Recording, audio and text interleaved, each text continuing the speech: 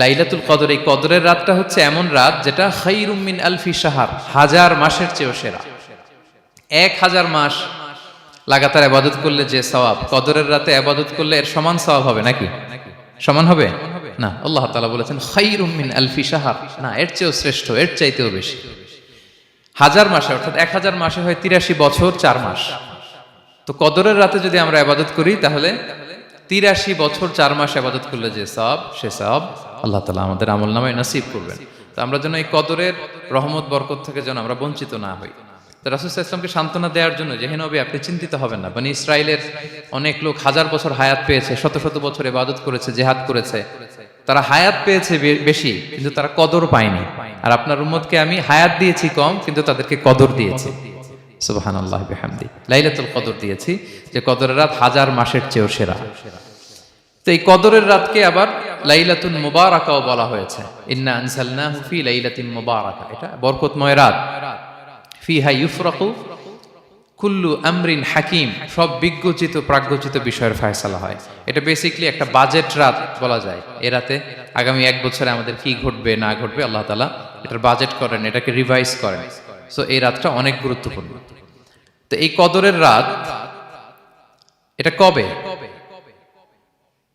এটা স্পেসিফিক ছিল, মানে সুনির্দিষ্ট ছিল। রাসূল সাল্লাল্লাহু আলাইহি ওয়াসাল্লাম আমাদেরকে জানাতে চেয়েছিলেন কবে, কিন্তু রাসূল সাল্লাল্লাহু আলাইহি ওয়াসাল্লাম জানাতে পারেননি। সহিহ বুখারীতে এসেছে যে রাসূল সাল্লাল্লাহু আলাইহি ওয়াসাল্লাম খারাজান নবী সাল্লাল্লাহু আলাইহি ওয়াসাল্লাম লিয়ুখবিরানা বিলাইলাতিল কদর। উবাদা ইবনে সামিত রাদিয়াল্লাহু তাআলা আনহু বলেন, রাসূল সাল্লাল্লাহু আলাইহি ওয়াসাল্লাম আমাদেরকে জানাতে বের হয়েছিলেন যে কবে কদরের রাতটা। ফাতালাহা রাজুলান মিনাল মুসলিমিন, হঠাৎ মুসলমানদের মধ্য থেকে দুইজন ঝগড়া লাগলো, তর্ক লাগলো আর কি। রাসূল সাল্লাল্লাহু আলাইহি ওয়াসাল্লাম হঠাৎ করে ওই ঝগড়ার দিকে খেয়াল করলেন, ওই দিকে খেয়াল করে ওই তারিখটার কথা তিনি ভুলে গেলেন। ফারুফিআত, রাসূল সাল্লাল্লাহু আলাইহি ওয়াসাল্লাম বললেন, আমার হৃদয় থেকে, অন্তঃকরণ থেকে এটাকে উঠিয়ে নেওয়া হবে। এখন আমি মনেই করতে পারছি না এটা কি 23 না 25 না 27 না 29, আমি মনে করতে পারছি না। এজন্য রাসূল সাল্লাল্লাহু আলাইহি ওয়াসাল্লাম বলেছেন যে তবে আমি এতটুকু মনে করতে পারছি, ফালতামিসুহা ফিল আশরিল আওয়াখিরি ফিল বিত্রি, রমাদানের শেষ দশকের বেজর রাত্রিগুলোতে তোমরা কদর তালাশ করো। বেজর রাতে যদি তোমরা কদর তালাশ করো তাহলে এই কদর সুনিশ্চিতভাবে তোমরা পাবে। তো এই জন্য স্কলাররা সবসময় বলেন যে লাস্ট 10 days অফ রমাদান খুব গুরুত্বপূর্ণ, সবচাইতে the cream time of Ramadan. I repeat, এটা রমাদানের একেবারে মাহেন্দ্রক্ষণ। এই 10 দিনের যে কোনো 10 রাতের যে কোনো রাত কদর হয়ে যেতে পারে, বিশেষ করে অড নাইটস গুলো 21, 23, 25, 27 এবং 29, যে কোনো দিন হয়ে যেতে পারে কদর। সো বুদ্ধিমানের কাজ হচ্ছে আমরা যেন রমাদানের শেষ 10 রাতে লাগাতার একইভাবে একই স্পিডে আমরা যেন ইবাদত করি। কোনো রাতে বেশি করলাম, হয়তো 27-এর রাতে আমি খুব ভাব গাম্ভীর্য নিয়ে, খুব আবেগ নিয়ে ইবাদত করলাম, কিন্তু হয়ে যেতে পারে যে এবছর কদর ছিল 25-এর রাত, হতে পারে না? পারে। তো আমরা তো মিস করে ফেললাম। তো আমরা যেন মিস না করি। বুদ্ধিমানের কাজ হবে সমান তালে ইবাদত করা। এবং এটা এত গুরুত্বপূর্ণ, রাসূল সাল্লাল্লাহু আলাইহি ওয়াসাল্লাম এত এমফাসাইজ করে কোনো রাতের কথা বলেনি। আরবি মাস অনুযায়ী 354টা রাতের মধ্যে সবচাইতে শ্রেষ্ঠ রাত, সবচাইতে শ্রেষ্ঠ রাত সূর্য ডোবার পর থেকে হাত্তা মাতলাইল ফাজর, ফজরের সূচনা লগ্ন পর্যন্ত শান্তিময় এ রাত, বরকতের এ রাত। রাসূল সাল্লাল্লাহু আলাইহি ওয়াসাল্লাম বলেছেন, মান হুরিমা খায়রাহা ফাকাদ হুরিম, যে কদরের বরকত থেকে, খায়ের থেকে বঞ্চিত হলো সে আসলেই বঞ্চিত। হি ইজ দ্য লুজার, সে হতভাগা, সে পোড়া কপাল, সে বঞ্চিত। মান হুরিমা খায়রাহা ফাকাদ হুরিম, যে কদর পেল না সে হতভাগা। এখন আমরা কি হতভাগা হতে চাই?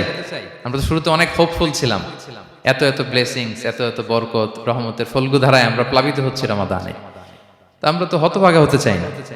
তা আমরা যেন এই শেষ 10 দিন এক তালে আন্তরিকতার সাথে ঈমান ও ইহতিসাবা আমরা যেন ইবাদত করি। সম্মানিত ভাই এবং বোনেরা, তাহলে আমরা সৌভাগ্যশীলদের অন্তর্ভুক্ত হতে চাই, হতভাগা হতে চাই না। আমরা এবার একটু শুনবো যে রাসূলুল্লাহ সাল্লাল্লাহু আলাইহি ওয়াসাল্লাম কদরের রাতগুলোতে কি কি ইবাদত করতেন। আমি খুঁজে 5টা আমলের কথা পেয়েছি বিশেষভাবে, কমন যে আমলগুলো সেগুলো তো ছিলই, বিশেষভাবে 5টা কাজ রাসূল সাল্লাল্লাহু আলাইহি ওয়াসাল্লাম এই কদরের রাতে করতেন। 1 নম্বর কাজ হচ্ছে তিনি সারা রাত জেগে ইবাদত করতেন এবং পরিবারের লোকদেরকে ঘুমোতে দিতেন না, উঠিয়ে দিতেন। বছরের অন্য কোনো সময়ে সারা রাত জেগে ইবাদত করার কোনো নজির রাসূল সাল্লাল্লাহু আলাইহি ওয়াসাল্লামের জীবনে ছিল না। সব রাতে ঘুমাতেন। আমি জোহর বারুতে একটা কনভেনশনে the daily routine of prophet সাল্লাল্লাহু আলাইহি ওয়াসাল্লাম একটা আলোচনা করেছিলাম, যেখানে রাসূল সাল্লাল্লাহু আলাইহি ওয়াসাল্লামের দৈনন্দিন জীবনের রুটিন আলোচনা করেছিলাম। সেখানে আমরা বলেছি যে রাসূল সাল্লাল্লাহু আলাইহি ওয়াসাল্লামের দৈনন্দিন অভ্যেস ছিল তিনি এশার পরেই তাড়াতাড়ি ঘুমিয়ে পড়তেন। আর মিড নাইটে উঠতেন। রাসূল সাল্লাল্লাহু আলাইহি ইসলামের কর্মদিবস শুরু হতো মিড নাইটে, আমাদের তো সকালে আরো অনেক পরে শুরু হয়। রাসূল সাল্লাল্লাহু আলাইহি ইসলামের কর্মদিবস শুরু হতো বেসিক্যালি মিড নাইটে। এশার পরে কথাবার্তা না বলে আগে ঘুমোতে যেতেন, মিড নাইটে উঠতেন, কিন্তু ঘুমাতেন, ঘুম ছাড়া রাত কাটাতেন না। সারা বছরের এটা ছিল যে এশার পর পরে ঘুমোতে যেতেন, except the last 10 days of Ramadan. রমাদানের শেষ 10 রাতে রাসূল সাল্লাল্লাহু আলাইহি ওয়াসাল্লাম ঘুমাতেন না। এই 10 দিনের ব্যাপারেই পাওয়া যায় সারা রাত জেগে তিনি ইবাদত করতেন। আম্মা জান আয়েশা রাদিয়াল্লাহু তাআলা আনহা বলেন, ইযা দাখালাল আশরু আহিয়াল লাইলা ওয়া আইকাযা আহলা ওয়া জাদ্দা ওয়া শাদ্দাল মিজার। রমাদানের শেষ দশক যখন আসতো, রাসূল সাল্লাল্লাহু আলাইহি ওয়াসাল্লাম সারা রাত জেগে ইবাদত করতেন। পরিবারের সদস্যদেরকে জাগিয়ে তুলতেন, স্ত্রীদের ঘুমাতে দিতেন না, জাগিয়ে তুলতেন। ফাতেমা রাদিয়াল্লাহু তাআলা আনহার ঘর পাশেই ছিল, তাদেরকে যে জাগাতেন এবং নিজে সারা রাত ইবাদত করতেনই। জাদ্দা ওয়া শাদ্দাল মিজার, খুবই বলিষ্ঠ ভাবে, খুব মজবুত ভাবে কোমরে গামছা বেঁধে নামার একটা এক্সপ্রেশন এখানে দেয়া হয়েছে। মিজার, ইজহার মানে হচ্ছে বাংলা করলে হয় লুঙ্গি। লুঙ্গি আমরা যখন খুব শক্ত কোনো কাজ করতে যাই তখন তারা কি করে, খুব টাইট করে লুঙ্গিটা বাঁধে। তার মানে বোঝানো হচ্ছে রাসূল সাল্লাল্লাহু আলাইহি ওয়াসাল্লাম কোমরে ভালো করে লুঙ্গি বেঁধে বা গামছা বেঁধে আটকাট বেঁধে নামতেন শেষ 10 দিনের জন্য। এই সময় তিনি মানে কাউকে কেমন যেন চিনতেন না, সবসময় ইবাদতে মগ্ন থাকতেন।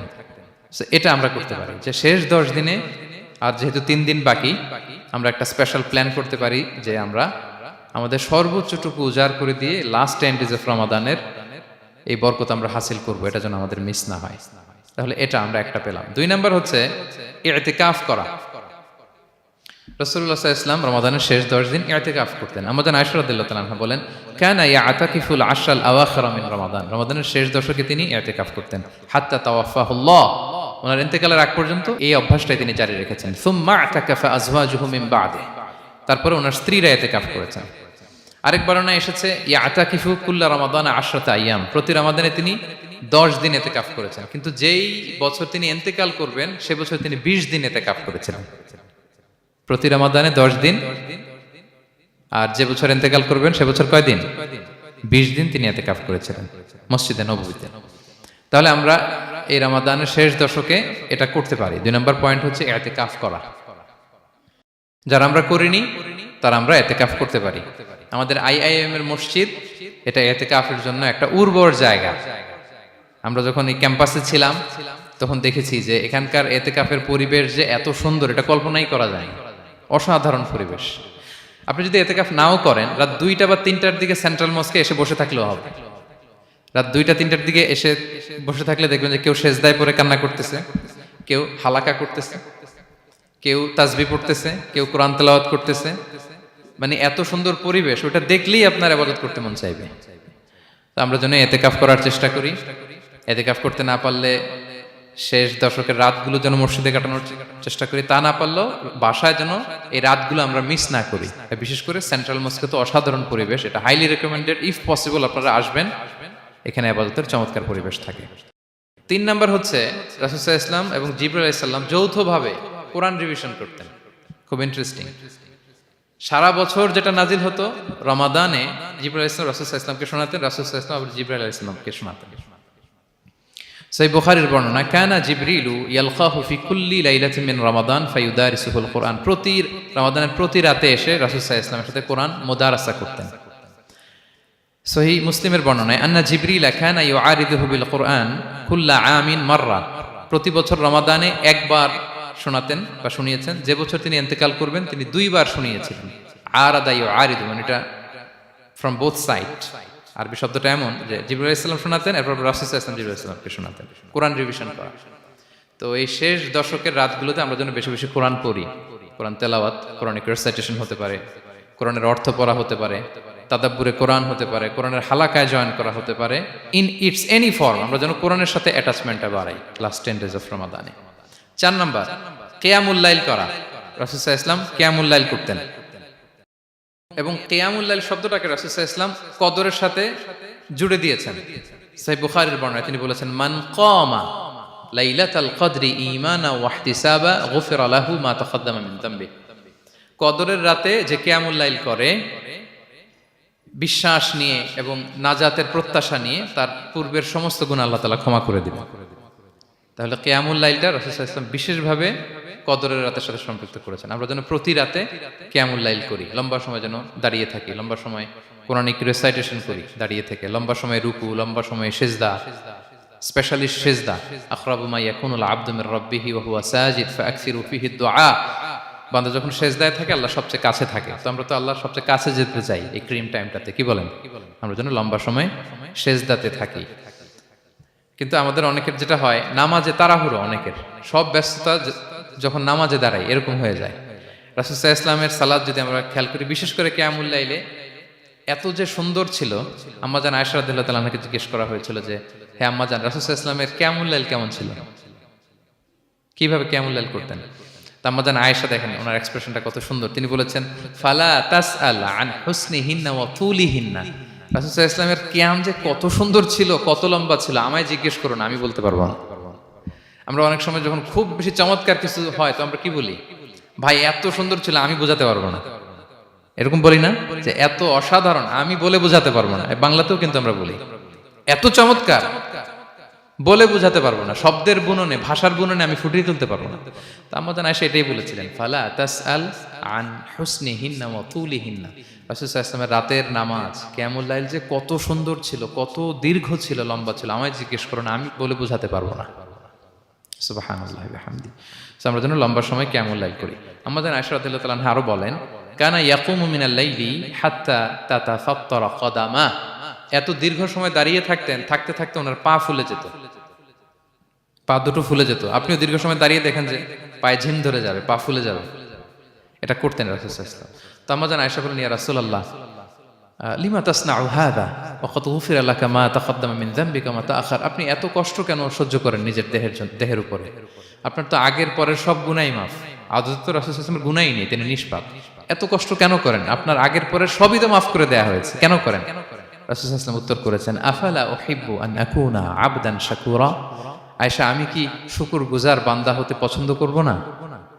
আল্লাহ তাআলা আমাকে তার রহম এবং করমে সব মাফ করে দিয়েছেন, কিন্তু আমি কি শুকরগুজার হব না?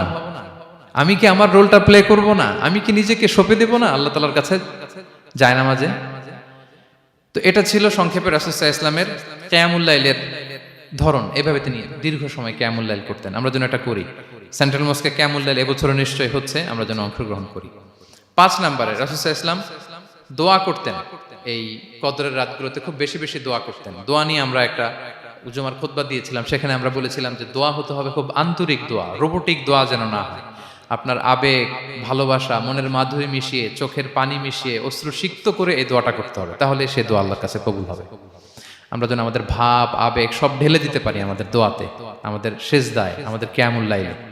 এবং যে কোনো ভাষায় কোরআনিক দোয়াগুলো রেকমেন্ডেড, হাদিসের মাসুরগুলো রেকমেন্ডেড। তাছাড়া আপনার নিজের ভাষায় আপনার কি চাওয়া, আপনার কি আকাঙ্ক্ষা, আপনার মনের কষ্ট, যাতনা সবকিছু আপনি আল্লাহ তাআলার কাছে পেশ করুন। এবং আম্মাজান আয়েশা জিজ্ঞেস করেছিলেন ইয়া রাসূলুল্লাহ, আমি যদি কদর পেয়ে যাই আমি কি বলবো এ রাতে? মা আদউ, কি দোয়া করব? রাসূল সাল্লাল্লাহু আলাইহি ওয়াসাল্লাম বললেন তাকুলিন, আয়েশা তুমি বলবে আল্লাহুম্মা ইন্নাকা আফুউন তুহিব্বুল আফওয়া ফাআফু আন্নি। আয়েশা তুমি যদি কদরের রাত পেয়ে যাও এটা বলবে, হে আল্লাহ আপনি ক্ষমাশীল, আল্লাহ আপনি ক্ষমাকে পছন্দ করেন, আল্লাহ তাই আপনি আমায় ক্ষমা করেন। হে আল্লাহ আপনি ক্ষমাশীল, আপনি ক্ষমাকে পছন্দ করেন, আল্লাহ আপনি আমাকে ক্ষমা করেন। এই দোয়াটা আমরা যেন বেশি বেশি করি। আমার সাথে সাথে সবাই একটু পড়ুন মেহেরবানি করে। আল্লাহুম্মা ইন্নাকা আফুউন তুহিব্বুল আফওয়া ফাআফু আন্নি। আল্লাহুম্মা ইন্নাকা আফুউন তুহিব্বুল আফওয়া ফাআফু আন্নি। হে আল্লাহ আপনি ক্ষমাশীল, আপনি ক্ষমা করাকে পছন্দ করেন, আল্লাহ আমাকে ক্ষমা করেন। আমরা আমাদের নিজেদের ভাষায় অনেক দোয়া করতে পারবো, কিন্তু রাসূল সাল্লাল্লাহু আলাইহি ওয়াসাল্লামের শেখানো দোয়াগুলো এটা হচ্ছে মানে very precise in wording but comprehensive in meaning. এটার অর্থ, এটার আবেদন এটা অনেক বেশি। আমি অনেক 10টা 20টা বাক্য বলে এত সুন্দর কথা মিলাতে পারবো না। রাসূল সাল্লাল্লাহু আলাইহি ওয়াসাল্লাম যেটা শিখিয়ে দিয়েছেন, আগে আল্লাহর প্রশংসা করলাম, আল্লাহ আপনি ক্ষমাশীল, আবারও প্রশংসা, আল্লাহ আপনি তো ক্ষমা করাকে পছন্দ করেন। যেটা আপনি পছন্দ করেন না ওইটা তো চাচ্ছি না, যেটা আপনার পছন্দ, যেটা আপনি করতে ভালোবাসেন, গাফিরিয যামবি ওয়া কাবিলিত তাওব, আপনি ক্ষমা করাকে পছন্দ করেন, তওবা কবুলকে আপনি পছন্দ করেন, তো সেটাই তো চাচ্ছি আপনার কাছে, আপনি আমার তওবা কবুল করুন, আল্লাহ আপনি আমাকে ক্ষমা করুন। সো এই দোয়াটা প্রত্যেক রাতে যেন আমরা বেশি বেশি করি সম্মানিত সুধী। এবং এই যে রিমাইন্ডারগুলো শুনলাম, এটা রমাদানের পরেও যেন আমরা অব্যাহত রাখি। আমরা নাম দিয়েছি যে gear up for a great Ramadan. আমাদের এবাদতের যে ধারাবাহিকতা, এই গতিটাকে আরেকটু গিয়ার আপ করা, আরেকটু পুশ করা নিজেকে, আরেকটু এক্সট্রা ড্রাইভ দেওয়া। এই শেষ মুহূর্তে মাত্র 13টি দিন আমাদের হাতে আছে, আমরা যেন আরেকটু ইফোর্ট দেই, আমরা যেন আরেকটু ড্রাইভ দেই, যাতে করে আমরা আল্লাহ তাআলার আরো নিকটবর্তী হতে পারি। এবং এই রমাদানে আমরা যা শিখলাম, যেটা করলাম, এটার ইম্প্যাক্ট যেন রমাদানের পরেও আমাদের মধ্যে থাকে। আমাদের অনেকের এটা হয় যে রমাদানে আবেগে অনেক আলোচনা শুনে, ক্ষমার মাস এটা জেনে এত আবাদত, রমাদান নাই আবাদতও নাই, এরকম হয়ে যায়। এটা যেন না হয়, বরং এটার একটা পরশ যেন আমাদের হোল দ্য ইয়ার লং থাকে। আরব শায়েখরা বলেন যে কুন রব্বানি লা তাকুন রমাদানি, রব্বানি হও, রমাদানি হও না। মানে রমাদান আসছে, তুমি রমাদান কেন্দ্রিক আবাদত নিয়ে অনেক উচ্ছ্বাস, কিন্তু রমাদান শেষ, আবাদত শেষ, এমনটা যেন না হয়। রমাদানের পরেও সে মেহেরবান আল্লাহ তাআলা কিন্তু আমাদের জন্য আছেন। তিনি প্রতি রাতে শেষ রাতে নেমে আসেন, এসে ডাকতে থাকেন, কার ক্ষমা লাগবে ক্ষমা চাও, ক্ষমা করব। কে বিপদে পড়েছো বলো, আমি উদ্ধার করব। তো তিনি আরশের উপর থেকে প্রথম আসমানে নেমে আসলেন দেওয়ার জন্য। আমি ঘুম থেকে জাগতে পারলাম না, নেয়ার জন্য। এটা হইলো? প্রাইম মিনিস্টার আনোয়ার ইব্রাহিম আমাকে একটা অ্যাওয়ার্ড দিবে, লেটস সে হোটেল ইন্টারকন্টিনেন্টাল, উনি এসে বসে আছে, বাট আমি যেতে পারিনি। এটা হয় না। আল্লাহ তাআলা প্রতি রাতে শেষ রাতে এসে বলেন কার কি লাগবে দাও। তিনি নেমে আসেন বা বিশেষ মনোনিবেশ করেন প্রথম আসমানে এসে, কিন্তু আমরা যে নিব সেই সময়টুকু আমাদের হয় না। আমরা এতটা গাফেল যেন না হই, আমরা যেন একটু পুশ করি। বড় কিছু পেতে হলে নিজেকে পুশ করতে হয়, এক্সট্রা একটা ড্রাইভ দিতে হয়। সম্মানিত শুধু 17টা দিন কি করলাম একটু রিভাইজ করি, যোগ বিয়োগ করি নিজের সাথে নিজে, যে প্ল্যানটা নিয়ে রমাদান শুরু করলাম ওইরকম কিয়ামুল লাইল করতে পারলাম কিনা, ওইরকম চ্যারিটি করতে পারলাম কিনা, রেসাইটেশন করতে পারলাম কিনা, একটু যেন নিজের সাথে নিজে বোঝাপড়া করি, একটু যেন রিভাইজ করি এবং নিজেকে যেন একটু পুশ করি। সম্মানিত শুধু এই ছিল সংক্ষিপ্ত আলোচনা। আমি 30 সেকেন্ডসে পুরো আলোচনাটা আবার একটু যারা পরে এসেছেন একটু রিভাইজ করে নেই। আমি শুরুতে এভাবে শুরু করেছিলাম যে রমাদান এটা হচ্ছে it's a month of hope, এটা আশা জাগা নিয়ে একটা মাস। এই মাসের যে রহমত বরকতের যত যত হাদিস কোরআনের আয়াতগুলো আমরা বলেছি, এগুলো শুনলে আমাদের মধ্যে একটা আশা জাগে, আশাবাদী হয়ে ওঠে যে আমার এই মাস আমার মুক্তির মাস, আমি মুক্তি পাবো। কিন্তু at the same time it's a month of warning, এটা আবার সতর্কতার মাস। রাসূলুল্লাহ সাল্লাল্লাহু আলাইহি ওয়াসাল্লাম বলেছেন রোজা রেখে যে মিথ্যা ছাড়লো না, পাপ ছাড়লো না, তার ধ্বংস। আবার 3বার তিনি আমিন বলেছেন। বেসিক্যালি এটা একটা বদদোয়া যে মান আদরাকা রমাদান ওয়া লাম ইগফার লাহ, যে রমাদান পেয়েও নিজের গুনাহ ক্ষমা করতে পারলো না, তার ধ্বংস। সো আমরা আশাবাদী হব। আল ঈমানু বাইনাল খাউফি ওয়ার রাজা, বিশ্বাস হচ্ছে আমার মধ্যে ভীতিও কাজ করবে, আবার আমার মধ্যে একটা হোপ থাকবে, এটাই ঈমান। সো আমরা যেন এই ওয়ার্নিং গুলো আমাদের মাথায় রাখি, যে আমরা যেন আল্লাহর নৈকট্যপ্রাপ্ত বান্দা হতে পারি, ক্ষমাপ্রাপ্তদের অন্তর্ভুক্ত যেন আমরা হতে পারি। এরপরে আমরা বলেছিলাম যে লাআল্লাকুম তাত্তাকুন অ্যাচিভ হচ্ছে কিনা আমাদের প্রত্যেক কাজে এটা খেয়াল করতে হবে। আমাদের সম্মানিত ইউসুফ স্যার খুব সুন্দর করে এটা বলেছেন যে আল্লাহর সচেতনতা, আল্লাহর ভয়, to build up the sense that Allah is watching me, এই সেন্সটা আমার সব কাজের মধ্যে থাকতে হবে। যদি লাআল্লাকুম তাত্তাকুন অ্যাচিভ হয়, সাকসেসফুল, একটা সাকসেসফুল প্রোডাক্টিভ রমাদান আমরা কাটাচ্ছি। আর যদি লাআল্লাকুম তাত্তাকুনের সমস্যা, তার মানে we have to revise hour schedule, যাতে করে আল্লাহর এই সচেতনতা আমরা বিল্ড আপ করতে পারি। এরপর আমরা বলেছি যে আমরা সংযমটা যাতে এনশিওর করি, রমাদানের যে সংযম, নিজের প্রবৃত্তির উপর আমরা বিজয় লাভ করি। সারা বছর প্রবৃত্তি জিতে, রমাদানে আমরা জিতি। এরপর আমরা চ্যারিটির কথা বলেছি। রাসূল সাল্লাল্লাহু আলাইহি ওয়াসাল্লাম খুব জেনারাস হয়ে যেতেন রমাদানে, আমরা যেন আমাদের দানের হাতকে আরো প্রশস্ত করি। এবং রমাদানে আমাদের কমিউনাল স্পিরিট চলে আসে, আমাদের বেসিক্যালি একটা সেলফ ট্রান্সফরমেশন হয়, অনেক বদ অভ্যাস আমরা রমাদানে ত্যাগ করি, বাকি মাসেও যেন এটা আমরা কন্টিনিউ করি। আর সবশেষে আমরা লাস্ট 10 days অফ রমাদানের গুরুত্ব নিয়ে বলেছিলাম যে রাসূল সাল্লাল্লাহু আলাইহি ওয়াসাল্লাম খুব হতাশ হয়ে পড়েছেন যে অন্য নবীর উম্মতেরা অনেক হায়াত পেয়েছে, আমরা পেলাম 60-70, তো আমার গুনাহগার উম্মত কি করবে? আল্লাহ বলেন লাইলাতুল কদর খায়রুম মিন আলফি শাহর, নবী হে আপনার উম্মতের জন্য আমি কদরের রাত দিয়েছি, যে এক রাতে ইবাদত করলে 1000 মাসের চেয়েও বেশি সওয়াব তারা পেয়ে যাবে। সো এই কদরের রাত যেন আমরা মিস না করি। কোনটা কদরের রাত? আমরা বলেছিলাম শেষ 10 দিন সমান তালে ইবাদত করব। বিশেষ করে আমরা গুরুত্ব দিব অড নাইটস গুলোতে, 21, 23, 25, 27, 29 আমরা গুরুত্ব দিব। এবং রাসূল সাল্লাল্লাহু আলাইহি ওয়াসাল্লাম বলেছেন মান হুরিমা খায়রাহা ফাকাদ হুরিম, যে কদরের বরকত মিস করলো সে বঞ্চিত, সে হতভাগা, হি ইজ দ্য লুজার। আমরা যেন লুজার না হই, আমরা যেন গেইনার হই এই বরকতের মাসে। এবং সব শেষে আমি বলেছিলাম রাসূল সাল্লাল্লাহু আলাইহি ওয়াসাল্লাম স্পেশালি 5টা আমল করতেন, সারা রাত জাগতেন, ফ্যামিলি মেম্বারসদের জাগিয়ে তুলতেন, উৎসাহিত করতেন এবং কোমরে গামছা বেঁধে নামতেন। এরকম ইবাদতের স্পৃহা অন্য কখনো রাসূল সাল্লাল্লাহু আলাইহি ওয়াসাল্লামের মধ্যে দেখা যেত না, যেমনটা শেষ দশকে তিনি করতেন। ইতিকাফ করতেন তিনি। আর ইতিকাফ করলে কদর মিস হওয়ার সম্ভাবনা নেই।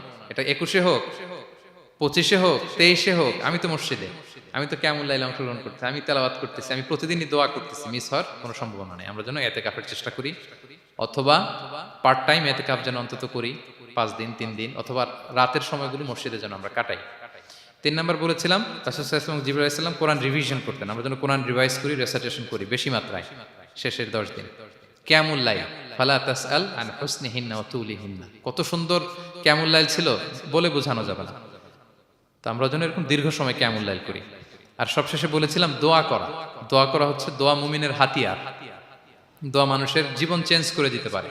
চাওয়ার মতো চাইলে আল্লাহ ফেরান না, আল্লাহ তো দেওয়ার জন্যই বসে আছেন। আমরা যেন কায়মনোবাক্যে আল্লাহ তাআলার কাছে চাই, অশ্রুসিক্ত নয়নে যেন আমরা চাই।